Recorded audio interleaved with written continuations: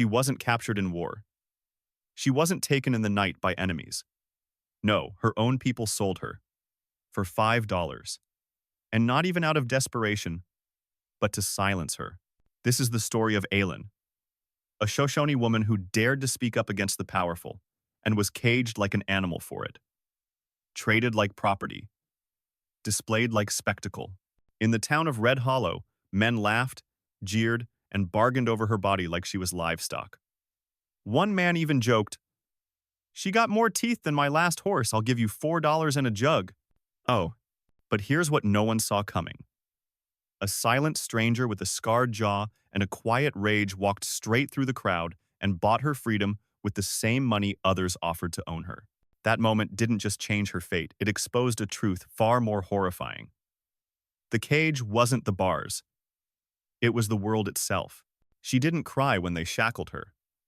Not when they cut her braid or shoved her barefoot into the cage, but when the old woman in the village, the one who used to braid her hair when she was 5, refused to meet her eyes as she was dragged away. That's when the scream rose in Aylin's throat and never left.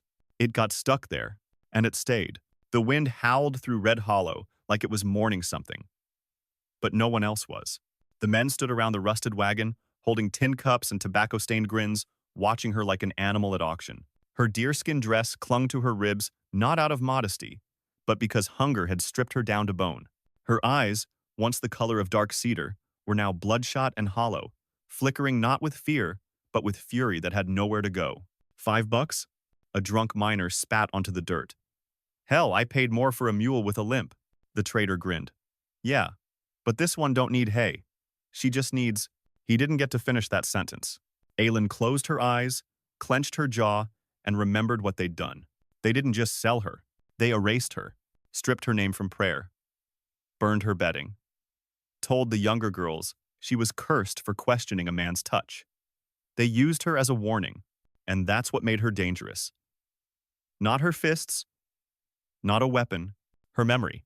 She had seen too much the councilman's daughter who bled for days in secret, the bruises hidden under shawls, the little boy who never spoke again after a sacred night with the war priest.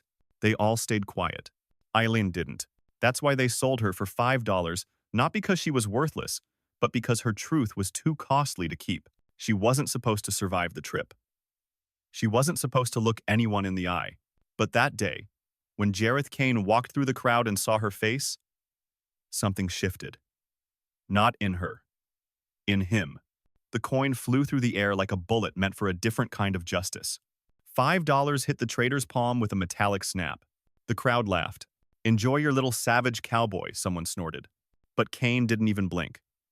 He walked past the hecklers, straight to the cage, and picked the key off the wagon's nail.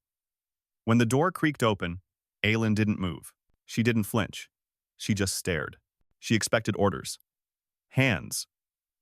Threats. What she got was a coat, held out. No words, no demands.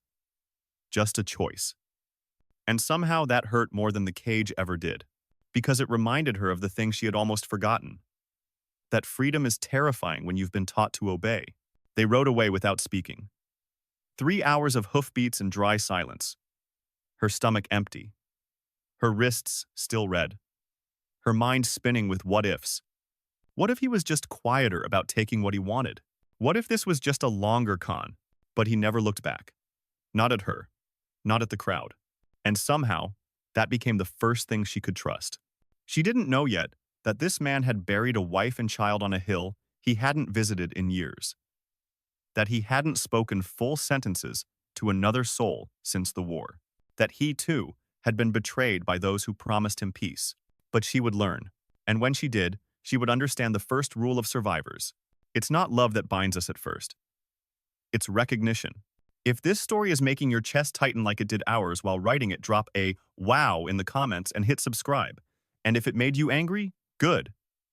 You're not supposed to be okay with this. Stick around because in the next part, Aylin learns what happens when silence is no longer protection, but power.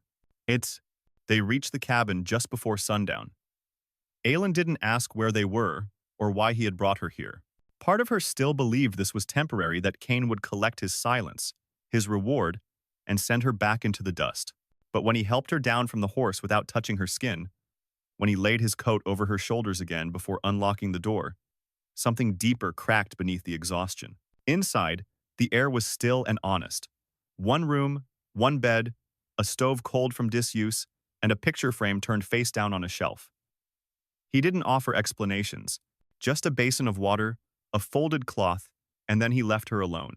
She sat on the floor with her knees pulled tight, watching the door he'd left slightly ajar. Not an invitation, but as if to say you can walk away if you want. She didn't sleep that night.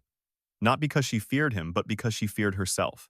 What did it mean to be left untouched after being treated like a thing? What did it mean that no one shouted, no one pawed, no one watched? Every time she flinched, nothing came. Every breath she held, no blow followed. The silence screamed in her ears louder than chains ever had. And still, he did not speak. The next morning, he was already outside splitting wood, arms moving in rhythm like he was punishing the earth for something it never said. She stood behind the curtain for a long while, watching the way he worked, methodical, sharp, without mercy but without violence. When he turned, he didn't scan the window. He didn't need to check if she was watching. That, more than anything, disarmed her. Later that day, he brought her food and placed it by the door. Cornbread, jerky, and a dented tin of water. No speech, no stare, just provision. She didn't say thank you, didn't eat for hours, but she eventually picked it apart slowly, tasting each bite like it might contain a trap. Yet nothing happened. She folded the empty cloth and placed it on the table. He never asked what she thought of the meal. He never treated her as someone who owed him her gratitude. That absence of transaction left her unsettled. For days, they moved around each other like ghosts of the same wound. She began sweeping the floor, not because he asked, but because it gave her something to own. She washed the basin and stitched a torn corner of the blanket with the last bit of sinew from her dress. She found a rhythm in tending to the forgotten. And Jareth noticed not with praise or interruption, but by leaving tools out where she could find them, unlocked and unguarded. That was trust, or maybe resignation. Either way, it mattered. But just as she started to settle into the unease of quiet, the world tried to crawl back in. It came with the crunch of boots on gravel. A stranger knocked 3 times. Slow. Deliberate. Kane's entire body shifted at the sound, and she knew, instantly, the world hadn't forgotten her. From behind the door, she heard a gruff voice ask if he'd seen a native girl, maybe 5'4", strong jaw, not afraid to talk back. Aylin's blood went cold. Kane didn't answer immediately. Then came the words, "Can't help you. You're not coming in." The door didn't open again for a while. When it did, she saw Kane's jaw clenched tight, eyes dark with the kind of knowing only someone who's already killed can carry. He said nothing. She asked nothing. But that night, she moved her sleeping place from the floor to the wall, just a little closer to the bed. Not because she trusted him, but because he had stood between her and the world when no one else ever had. The next morning, she found a revolver on the table. Cleaned. Loaded. Small enough for her hand. No note. Just the reality of the life they now lived. They wouldn't be running. They'd be standing their ground. She stared at the weapon for a long time, then tucked it under her coat. Not out of fear, but readiness. And for the first time since the cage, her back straightened. Not because someone demanded it, but because she demanded it of herself. She didn't ask for the gun. But the weight of it in her hand felt more honest than any apology she'd ever received. It wasn't a gift. It was a statement, one that said, "If the world comes again, you won't meet it empty-handed." Aylin didn't cry. Not anymore. That part of her had dried out in the cage. But something else stirred in her now. Something brittle and dangerous, like flint about to spark. She began waking up before Jareth, moving quietly around the cabin. She tended the fire, stacked wood, checked the edges of the window panes for drafts. She wasn't trying to please him. She was preparing for siege. Her movements became sharper, more deliberate. She wore his second coat now. Sleeves rolled, tied tight at the waist with a length of cut rope. It smelled like pine and sweat, and the kind of survival you earn, not beg for. Kane watched her without comment. That was the thing about him. He didn't speak to fill the silence. When he looked at her, it wasn't hunger. It was calculation not about what she could give him, but whether she'd survive. And she liked that. She didn't want pity. She wanted a place to burn. They fell into rhythm, not as lovers, not even as friends yet, but as two creatures learning how not to flinch around fire. She fixed the broken chair leg without asking. He handed her nails like it was normal. She climbed to the roof to patch a split shingle. He held the ladder steady. Every task was a truce. Every shared moment a step away from war. One evening, she stood at the mirror above the wash basin, her reflection a mix of old bruises and new strength. Her fingers brushed the necklace hidden under her shirt, a carved bone pendant shaped like a hawk's claw, once her mother's. She hadn't worn it in months.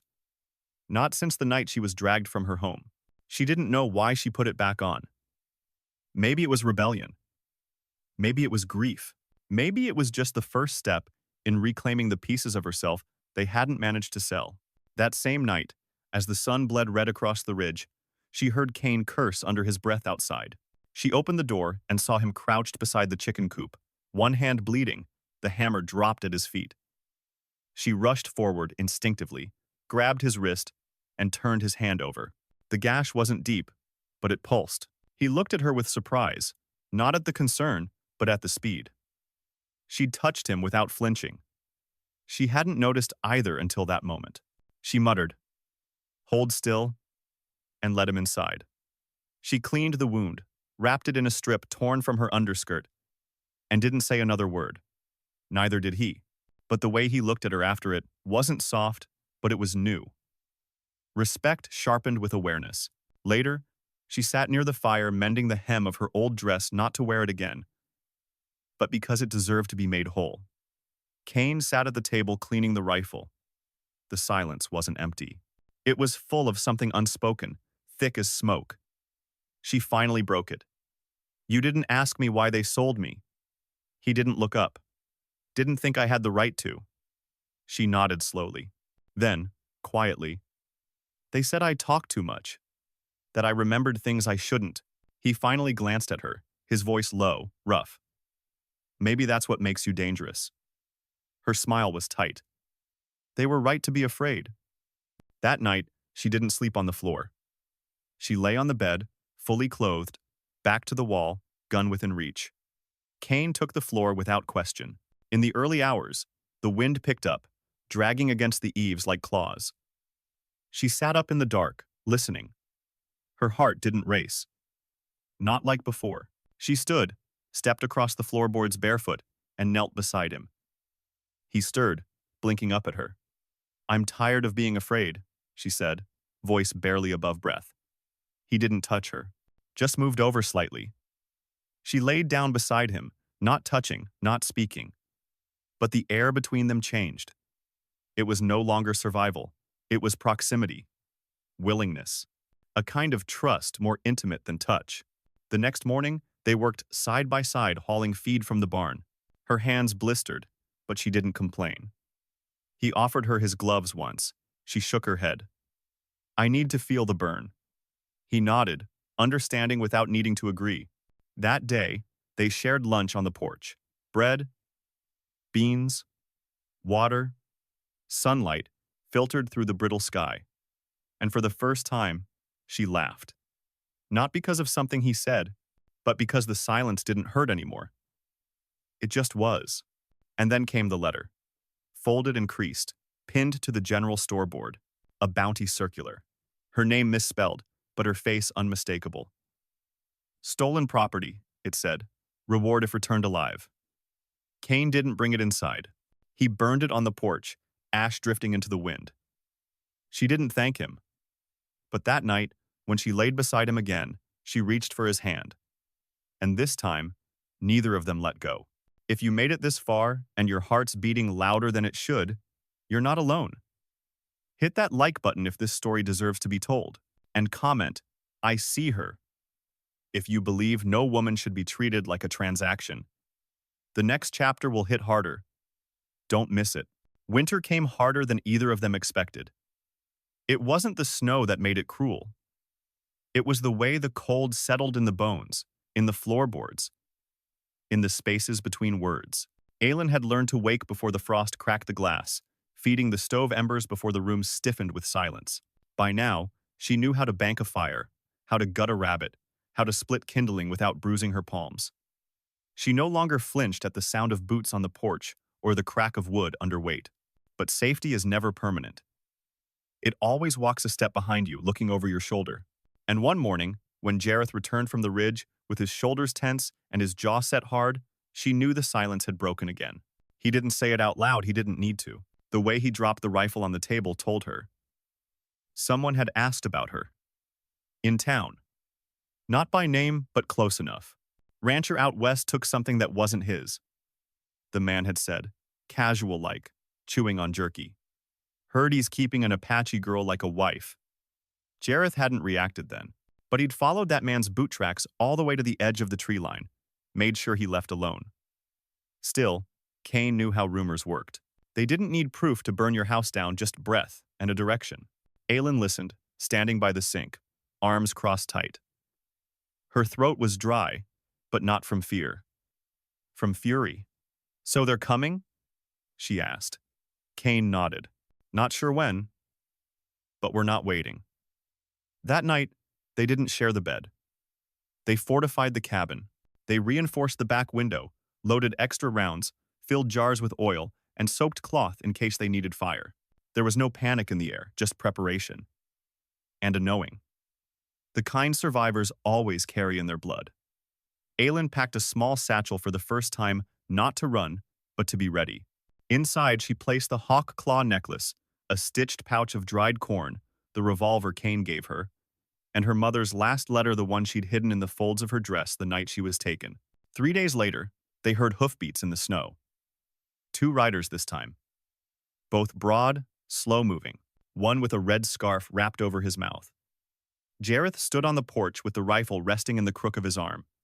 Aylin stayed inside, not hiding, but watching. Listening. You Coulter? One of them asked. Jareth didn't answer. We heard you had property that don't belong to you. The word hit like spit. Jareth lowered the rifle slowly, but didn't aim. I don't deal in property, he said. You do. The tension thickened, snow falling softer now, like even the sky was holding its breath. She's a fugitive, the second man said. Belongs to the bounty office. She's not a dog, Jareth growled. You got no right to speak of her like meat. Then the red scarf man pulled out the parchment. Her name? The old one. The tribal mark burned beneath it. We don't want trouble, Coulter. Hand her over. Make it easy. From the window, Aylin watched Jareth's fingers twitch on the stock. For a split second, she thought he might shoot, but instead, he said something else. Something she would remember for the rest of her life. You want her? He asked. Then take me first. The man's eyes narrowed. You threatening us? No, Jareth said, voice steady. I'm warning you. They didn't shoot that day.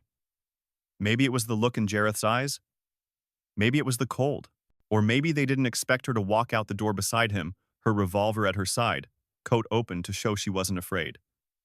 I belong to no one, she said calmly, least of all to men who wear the law like a noose. The 2 bounty men exchanged a glance. One laughed, dry and tight. You'll regret this, he said. Maybe, she answered, but it won't be today. They rode off. Not fast, but with enough tension to promise they'd return. Jareth didn't speak, just turned and walked back into the cabin, eyes scanning the trees until they vanished. That night, Aylin sat at the table staring at the burned edge of the bounty paper they'd thrown in the stove. They won't stop, she whispered.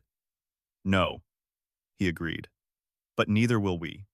He poured her a cup of coffee, sat across from her, their knees almost touching. You could still go, he offered. Head south. Disappear. She looked at him, then really looked. I've disappeared enough in my life. And with that, they began to plan not just how to hide, but how to last. The next morning, she strapped the revolver under her coat, not as a symbol of fear, but as a declaration. If they came again, she would not run, she would rise. I make The snow fell heavier that week, thickening the quiet around the cabin like a warning.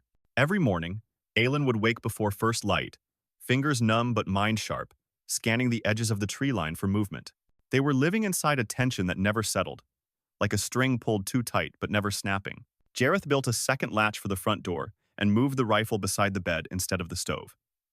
Aylin cleaned her revolver nightly, hands steady, as if she'd done it all her life. She didn't speak much now, not because she was afraid, but because her focus had sharpened into something primal. If they came again, there would be no hesitation. But the world didn't attack with gunfire. It crept in with familiarity. It was the third morning of the freeze when Jareth saw the lone rider approaching, not a lawman, not a bounty hunter. He recognized the cut of the coat, the way the man sat his horse. Tight, trained, controlled. A former soldier, like himself. But it wasn't until the man reached the porch and removed his glove that Aylin stepped outside. Her breath caught. Around the stranger's neck hung a pendant carved bone, same as hers, a hawk's claw. Family, she whispered. Caton, her cousin, thought dead 2 winters ago in a raid. He'd been searching for her for months after hearing whispers of a girl sold like livestock. He wasn't there to reclaim her. He was there to warn her. The man who had posted the bounty, the same man who had taken her from her village, was dead. Shot in a skirmish 3 towns east, but others might still come. Men who believed women like her were nothing more than spoils to be traded, used, buried. That night, after Caton rode out, Aylin didn't go back to her old place near the bed. She didn't reach for her gun. She reached for Jareth's hand. For the first time since the cage, she spoke without defense. They sold me for $5, Jareth. But you never once asked what I cost. He looked at her, jaw tight, voice low. Because you don't have a price. And in that moment, no papers signed, no vows whispered, she knew. She had never belonged to a man. She had belonged to herself all along. And now, finally, she was home. This story teaches us that freedom is not given, it is reclaimed. Aylin was betrayed, stripped of dignity, and sold like a thing. But she never lost her will to survive. Through quiet resilience and shared humanity, she found not just safety, but a sense of belonging that wasn't bought or owed. True love, the kind built on respect and choice, cannot be forced, it must be chosen. Again and again. The world may try to label, price, or silence us. But dignity is something no cage or coin can erase. In the end, survival is not enough, we must also live.